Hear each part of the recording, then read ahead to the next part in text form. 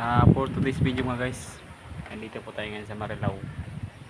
Meron po tayong nirescue na Isuzu Crosswind na lubog po sa baha mga guys, kasi sobrang lakas po kasi ng ulan kahapon, kaya lubog siya mga guys. Pinasok po ng tubig yung buong unit, pati yung makina. So ito mga guys, binubuksan ko po yung kuwan kasi maraming tubig na pumasok sa piston. Kinalas ko na po mga guys. Ayan,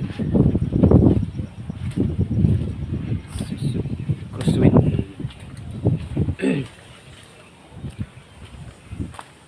Sobrang lalim kasi ng baha dito kahapon.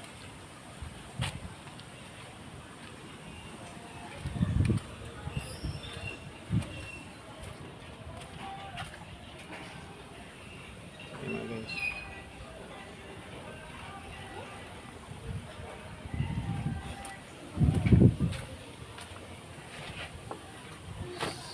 So tingnan nyo mga guys, habang iniikot ko yung LSC, yung LSC na to, tingnan nyo yung tubig mga guys. Ayan. Oh. Ang dami pumasok sa piston mga guys. So kailangan matanggal natin yung tubig, kasi pag napa-under to na hindi natanggal yung tubig, pabalok yung connecting rod nito. So ganito na mga guys, ikutin lang natin. Tinanggal ko na po yung yung mga heater plug. Ayan, ay yung nozzle, pinaka injector niya mga guys, yung apat na yun, para dyan ko pinadaan yung tubig para hindi na tayo magkalas ng cylinder head. So ayan, ayan po mga guys, ayan.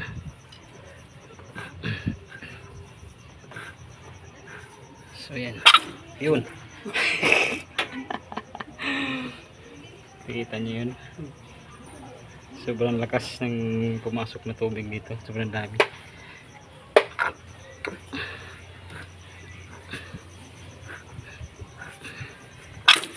Yun.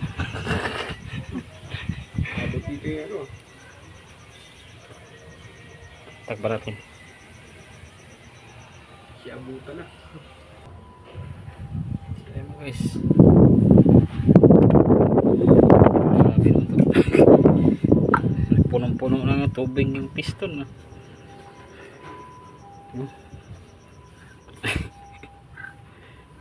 Pero naikot na yung makina.